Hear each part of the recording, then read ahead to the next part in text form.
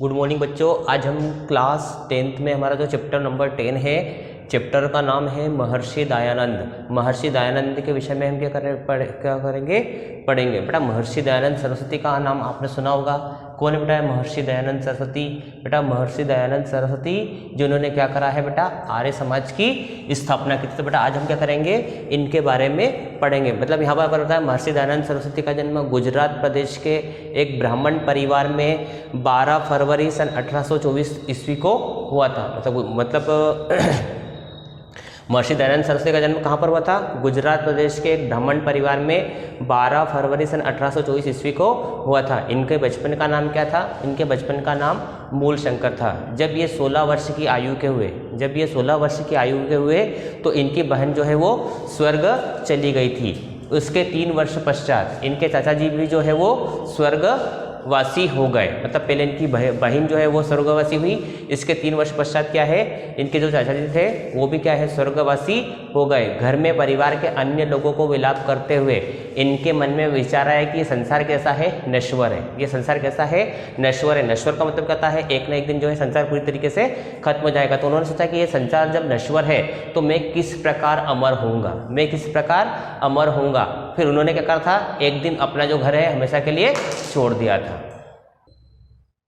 इसके बाद उन्होंने क्या करा था, हमेशा के लिए अपना जो है घर छोड़ दिया था। उसके बाद एक देश से दूसरे देश में घूमते हुए, एक देश से दूसरे देश की यात्रा करते हुए इन्होंने वेदांत है, व्याकरण है, वेद आदि और विशेष रूप से योग की पद्धति को सीखा। फिर घूमते समय इनकी मुलाकात किससे हो गई? घूमते समय इनकी मुलाकात जो है स्वामी पूर्णानंद सरस्वती से हुई। मतलब इन्होंने क्या करा, उससे संन्यास की दीक्षा ली। किससे ली बेटा? स्वामी पूर्णानंद सरस्वती से इन्होंने क्या करा था, संन्यास की दीक्षा। मतलब स्वामी पूर्णानंद सरस्वती से इन्होंने संन्यास ग्रहण किया, तब यह स्वामी दयानंद सरस्वती के नाम से प्रसिद्ध हुए। फिर एकदम उसके बाद मथुरा जाकर ज्ञान नेत्र वाले विरजानंद जी जो है, इससे इन्होंने क्या करा था, अनेक प्रकार के शास्त्र सीखे थे। विद्या की समाप्ति पर उनके गुरु ने उन्हें आदेश दिया, पुत्र यह हमारा जो देश है अज्ञानता रूपी अंधकार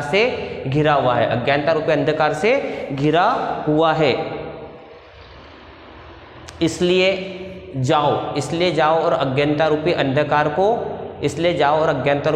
को और दूर करो और एक बार फिर से वेद की ज्योति को जलाओ। ऋषियों के द्वारा रचित जो शास्त्र है उनका क्या करो, प्रचार करो।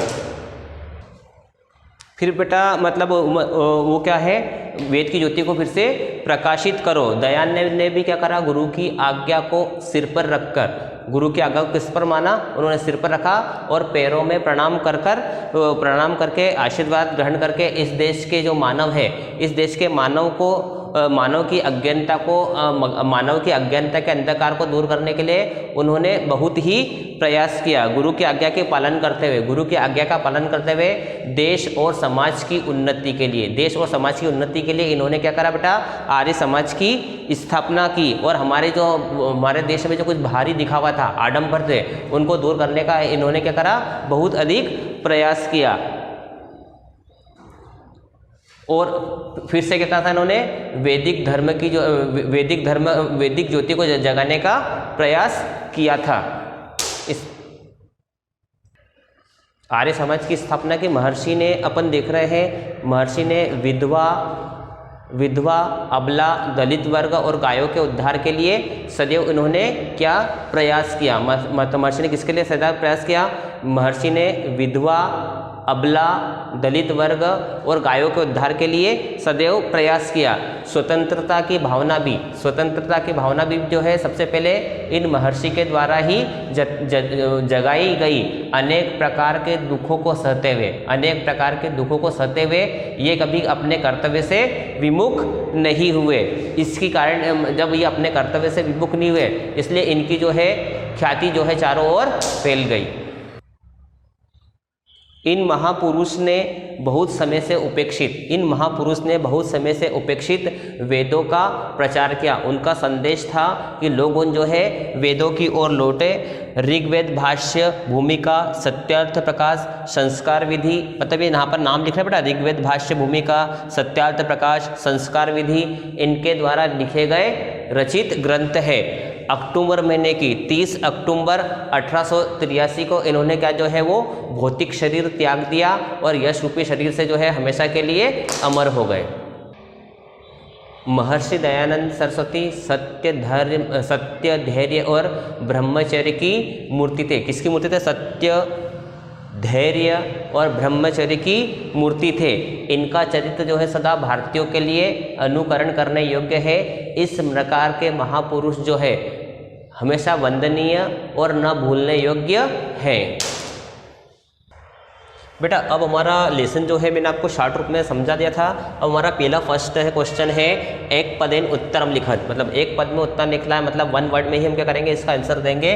पहला प्रश्न है दयानंदस्य जन्म कस्मिन् प्रदेशे अभवत। दयानंद का जन्म किस प्रदेश में हुआ था? स्टार्टिंग में बताया था बेटा अपन गुर्जर प्रदेश है, गुजरात प्रदेश के ब्राह्मण परिवार में हुआ था ना। कब हुआ था बेटा? 12 फरवरी 1824 को इनका जन्म गुर्जर प्रदेश के ब्राह्मण परिवार में हुआ था। दयानंद कस्मात् बहुविधानि शास्त्राणि अशिक्षत। दयानंद ने किससे अनेकों प्रकार के शास्त्र सीखे थे? दयानंद ने किससे अनेकों प्रकार के शास्त्र सीखे थे? तो इसमें आएगा बेटा विरजानंदात,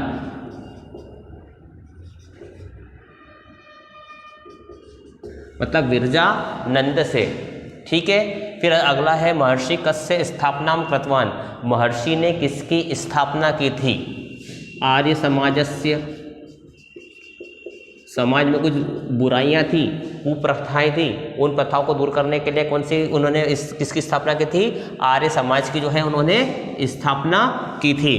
दयानंदः कयोः उन्नत्ये भारतीय संस्कृते प्रचारम अकरोत्। दयानंद ने किन दोनों की उन्नति के लिए भारतीय समाज मतलब भारतीय संस्कृति का प्रचार किया था? दयानंद ने किन दोनों की उन्नति के लिए भारतीय संस्कृति का प्रचार किया था? तो इसमें लिखेंगे देश समाजयोः, देश और समाज की उन्नति के लिए क्या किया था? उन्होंने भारतीय संस्कृति का प्रचार किया था। दयानंदस्य चरितम केशाम कृतेक अनुकरणीयम अस्ति। दयानंद का चरित्र किनके लिए अनुकरण करने योग्य है? दयानंद का चरित्र किनके लिए अनुकरण करने योग्य है? तो हम कौन है बेटा? इंडियन, मतलब भारतीयाणाम। दयानंद का चरित्र किनके लिए मतलब अनुकरण करने योग्य है? भारतीयाणाम, मतलब भारतीयों के लिए जो है वो अनुकरण करने योग्य है। बेटा बंद कर।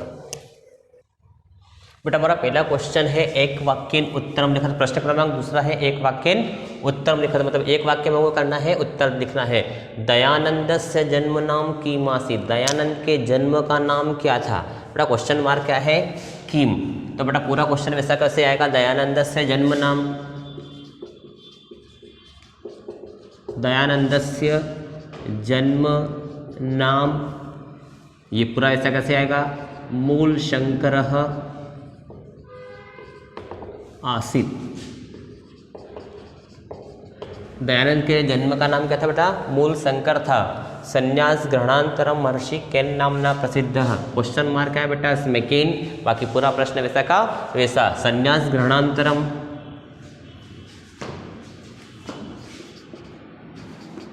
संन्यास गृहणांतरम महर्षि दयानंद सरस्वती ती। ठीक है बेटा, संन्यास ग्रहणांतरम महर्षि दयानंद सरस्वती ती नामना प्रसिद्ध। बेटा यहाँ सरस्वती लिखा है, इसके बाद में फिर से ती भी लगाया। ठीक है, महर्षि दयानंद सरस्वती के नाम से प्रसिद्ध हुए। महर्षि केशाम उद्धाराय सदैव प्रायतत। महर्षि ने किनके उद्धार के लिए सदैव प्रयास किया? महर्षि ही विधवा, महर्षि ही विधवा अबला नाम, विधवा अबला नाम दलित वर्गाणां गवां च सदैव प्रायतत। मतलब महर्षि विधवा, अबला, दलित वर्ग और गायों के उद्धार के लिए सदैव प्रयास किया। दयानंदः केषां प्रचारम अकरोत्। दयानंद ने किनका प्रचार किया? दयानंदः क्वेश्चन मार्क है बेटा इसमें भी केशाम था, इसमें भी केशाम है, तो इसे आंसर लिखेंगे दयानंदः चिरोपेक्षित, दयानंदः चिरोपेक्षित वेदानां प्रचारम अकरोत्, प्रचारम करोत्। मतलब दयानंद ने बहुत लंबे समय से जो वेद थे लोगों ने जिनकी उपेक्षा कर दी थी, उनका क्या था, उपेक्षित वेदों का क्या करा था, उन्होंने प्रचार किया था। फिर है दयानंदः कस्य मूर्तिरासीत्। दयानंद किसकी मूर्ति थे? तो क्वेश्चन मार्क क्या है, कस्य। आंसर में लिखेंगे दयानंदः सत्यस्य धैर्यस्य, सत्यस्य धैर्यस्य ब्रह्मचर्यस्य मूर्तिरासीत्।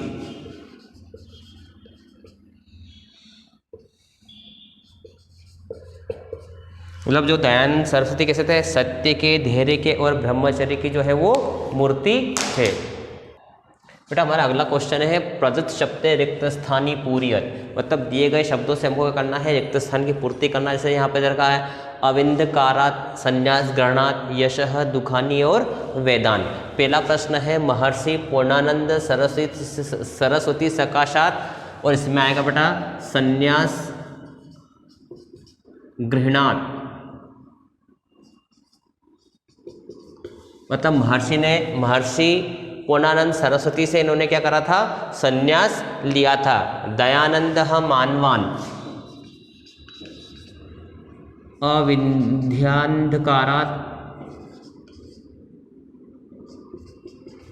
मतलब दयानंद ने मानवों को अज्ञानता से, दयानंद ने मानवों को अज्ञानता रूपी अंधकार से उबारने के लिए क्या है, कार्य क्षेत्र में आ गए। जनाः प्रतिगच्छु इति महर्षि संदेशः। इसमें आएगा बेटा वेदान। लोग वेदों की ओर फिर से लौटे, ये महर्षि का क्या था, संदेश था। दयानंदः षोडवापि कर्तव्यमुख न जातः। इसमें आएगा बेटा दुखानी। मतलब दयानंद ने दुखों को सहते हुए भी कभी अपने कर्तव्य से विमुख नहीं हुए। और महर्षि शरीरेणः अमरः अस्ति। इसमें आएगा बेटा यशः। मतलब महर्षि जो है यश रूपी शरीर से अमर हुए। हाँ बेटा अब हमारा नेक्स्ट क्वेश्चन है यथा योग्यम योज्येत। मतलब सही जोड़ी बनाना है। अब दे रखा है दयानंद से जन्म। तो बेटा यहाँ पर क्या दिख रहा है बेटा आपको, 1824 ईस्वीय वर्षे। मतलब दयानंद का जन्म कब हुआ था, 1824 ईस्वी में हुआ था। महर्षिणा प्रकाशिताः, महर्षि ने प्रकाशित किया। क्या प्रकाशित किया था बेटा, महर्षि ने किसको प्रकाशित किया था, वैदिक ज्योति। वैदिक ज्योति को उन्होंने क्या करा था, प्रकाशित किया था। प्रथमम स्वातंत्र्य भावना दयानंदेन जागृता। मतलब स्वतंत्रता की सबसे पहले भावना किसने जगाई थी, स्वामी दयानंद ने जगाई थी। महर्षि पाखंडोन्मूलनाय संपूर्ण देशे बभ्राम। मतलब महर्षि ने क्या करा, आडंबर या दिखावे को दूर करने के लिए संपूर्ण देशों का भ्रमण किया। दयानंदः विशेषतः अशिक्षत योग पद्धति। मतलब दयानंद ने विशेष रूप से किसको सीखा था, योग पद्धति को सीखा था। बेटा हमारा नेक्स्ट क्वेश्चन है शुद्ध वाक्यानाम समक्षम आम, अशुद्ध वाक्यानाम समक्षम न इति लिखत। मतलब हमको क्या करना है, जो सही कथन है उनके सामने हमको क्या करना है, आम लिखना है, और जो गलत कथन है अशुद्ध वाक्य उनके सामने हमको क्या लिखना है, न लिखना है। कथम अहम अमरो भवेयम इति महर्षि चिंतयामासः। मतलब मैं कैसे अमर होऊंगा ऐसा महर्षि ने सोचा। सही सोचा था क्या? हाँ, इसीलिए उन्होंने क्या करा था, जो अपना घर है उसको छोड़ दिया था। 83 ईस्वीये वर्षे महर्षि न दिवंगतः। इसका मतलब क्या हुआ? 30 अक्टूबर 1883 में ईस्वी वर्ष में महर्षि जो है दिवंगत नहीं हुए। समझ में आ रहा बेटा? 30 अक्टूबर 1883 ईस्वी वर्ष में जो महर्षि दिवंगत नहीं हुए, जबकि दिवंगत हो गए थे, उन्होंने शरीर जो है, भौतिक शरीर जो है वो त्याग दिया था। इसलिए इसमें क्या आएगा? न। महर्षि ख्याति ही सर्वत्र व्याप्ता अस्ति। महर्षि की ख्याति जो है चारों ओर फैल गई। इसमें क्या आएगा बेटा? आम। दयानंदः सामाजिक कुप्रथानां निवारणं कृतवान्। दयानंद ने सामाजिक कुप्रथाओं का निवारण किया था। बिल्कुल सही है। समाज में कुछ कुप्रथाएं जो है वो चल रही थी। कुप्रथाएं मतलब कौन सी है? जैसे बाल विवाह है, विधवा विवाह, इस प्रकार के जिस क्या कर रहे थे, ऐसी जो मतलब बाल विवाह है, सती प्रथा, इस प्रकार के जो है वो क्या चल रही थी, कुछ समाज में कुप्रथाएं चल रही थी। और दयानंद ने क्या करा था? इन कुप्रथाओं को दूर करने के लिए आर्य समाज की स्थापना की थी। महर्षि सदृशाः महात्मान वंद्या न भवन्ति। महर्षि के समान जो महात्मा है वो वंदनीय नहीं होते हैं, जबकि वंदनीय होते हैं। इसलिए इसमें क्या आएगा? न आएगा। बट अब हमारा नेक्स्ट क्वेश्चन है शब्दानाम मूल शब्दम विभक्ति वचनम च लिखत। यहाँ पर हमको शब्द दिए गए हैं, इनके मूल शब्द क्या है, इनकी विभक्ति क्या है और इनके वचन क्या है, जो हमको लिखना है। अब जैसे यहाँ पर दे रखा है महर्षि है। महर्षि में मूल शब्द क्या आएगा बेटा? महर्षि। ठीक है। विभक्ति में कौन सी आएगी बेटा? इसमें पंचमी और षष्ठी। पंचमी षष्ठी। वचन में कौन सा आएगा बेटा? एक वचन। ठीक है। जैसे भी आपको मैंने बताया था कि वचन कितने होते हैं बेटा? वचन 3 प्रकार के होते हैं। एक संख्या का बोध होता है एक वचन, 2 संख्या का तो बोध होता है तो द्विवचन, और 2 से अधिक चाहे 3 हो, चाहे 4 हो, चाहे 5 हो, चाहे 10 हो, चाहे 50 हो, सब काय में आएगी? बहुवचन में आएगी। इसी प्रकार नेक्स्ट है बेटा नर्मदा तीर है। नर्मदा तीर में मूल शब्द क्या आएगा? नर्मदा तीर। मूल शब्द क्या है बेटा? नर्मदा तीर। वचन में कौन सा, विभक्ति में कौन सी आएगी बेटा? सप्तमी भक्ति आएगी, और वचन में एक वचन ही आएगा। इसी प्रकार मूल गवाम। गवाम को बताता है गाय। गाय को हम क्या बोलते हैं बेटा? गो। विभक्ति कौन सी आएगी बेटा? इसमें षष्ठी, और वचन में बहुवचन। सर्वेशाम। सर्वेशाम में मूल शब्द आएगा सर्व, विभक्ति आएगी षष्ठी, और वचन में कौन सा आएगा बेटा? बहुवचन। इससे भी बहुवचन आएगा। सत्यस्य में मूल शब्द आएगा सत्य, विभक्ति में आएगा षष्ठी, और वचन में बहुवचन, सॉरी एक वचन। महात्मनः में मूल शब्द आएगा महात्मन। मूल शब्द क्या आएगा बेटा इसमें? महात्मन, प्रथम पुरुष, और वचन में बहुवचन। जनेषु में मूल शब्द आएगा जन, सप्तमी, और वचन में बहुवचन।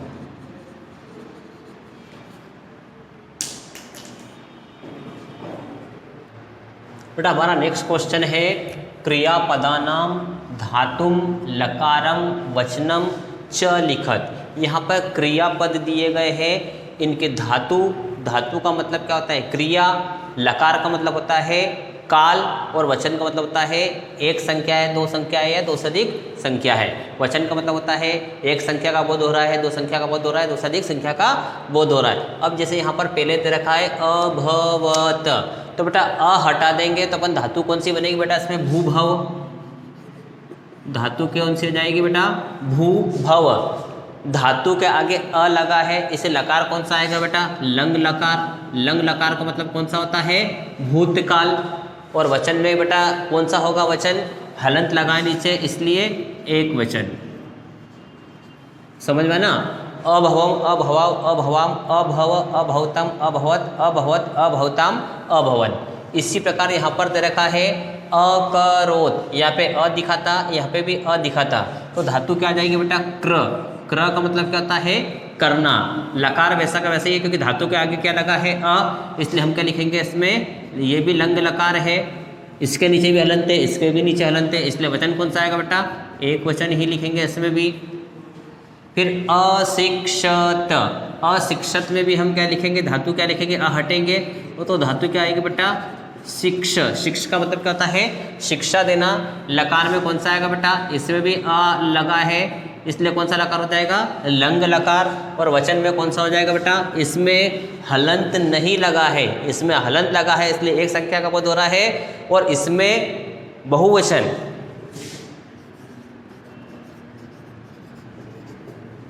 एक लोगों जो है अनपढ़ नहीं है, बहुत सारे लोगों अनपढ़ है, इसलिए इसमें कौन सा आएगा वचन बहुवचन। गच्छ, गच्छ में धातु क्या आएगी गम गच्छ, धातु कौन सी आएगी बेटा गम। लकार में आएगा कौन सा लोट लकार, लकार में कौन सा आएगा लोट लकार, और वचन में एक वचन। गच्छानि, गच्छाओ, गच्छाम, गच्छ, गच्छतम, गच्छत, गच्छतु, गच्छताम और गच्छन। तो यहाँ पे अपन लिखेंगे लोट लकार एक वचन। आसित में क्या आएगी बेटा धातु क्या आएगी अ स। लकार में कौन सा आएगा बेटा लंग लकार ही लिखेंगे, लकार में कौन सा लिखेंगे बेटा लंग लकार लिखेंगे, और वचन में इसमें भी एक बटा एक वचन ही आएगा। नेक्स्ट है बेटा आगच्छेयु, आ प्लस गम गच्छ, आ उपसर्ग है और धातु कौन सी आएगी बेटा इसमें गम गच्छ। आ प्लस गम गच्छ। लकार में विधिलिंग लकार,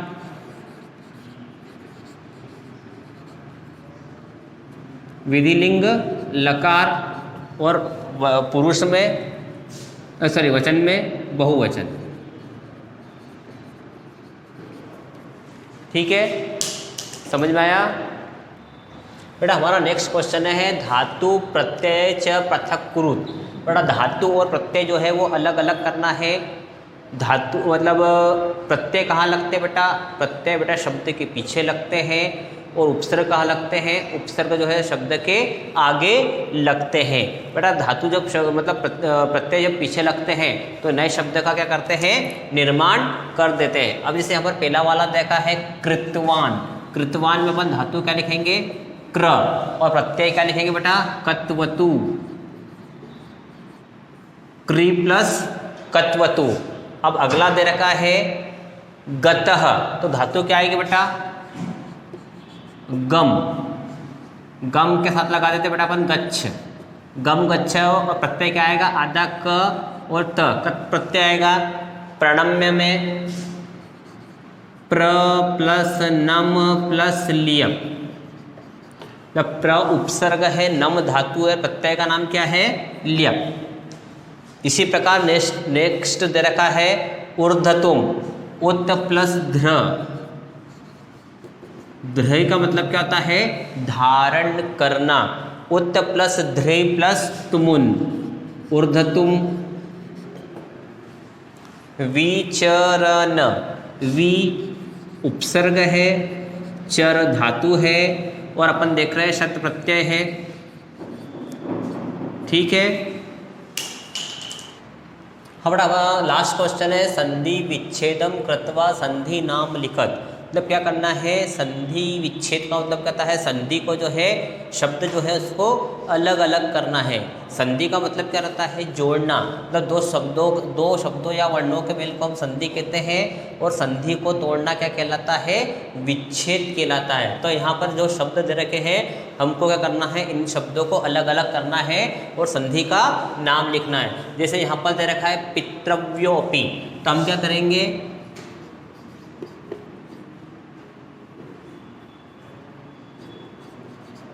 पितृव्यो प्लस अपि, कुछ भी नहीं करा बट अपन ने यहाँ तक का मेरा शब्द पूरा ऐसा का ऐसा ही लिया है, और ये डमरू की जगह अनार का लिखा है। ठीक है, पूरा शब्द वैसा का वैसा ही है। इसलिए संधि का नाम क्या होगा? पूर्व रूप स्वर संधि। पूर्व रूप का मतलब क्या रहता है? पहले का रूप जैसा था वैसा का वैसा रूप अभी भी है, पूर्व रूप स्वर संधि। ठीक है। फिर अगला है सदैव। इसमें संधि विच्छेद कैसा होगा? सदा प्लस एव। बेटा यहाँ पर कितनी मात्रा ऊपर दिखाई दे रही है आपको? डबल मात्रा दिखाई दे रही है, इसलिए कौन सी संधि हो जाएगी बेटा? वृद्धि स्वर संधि।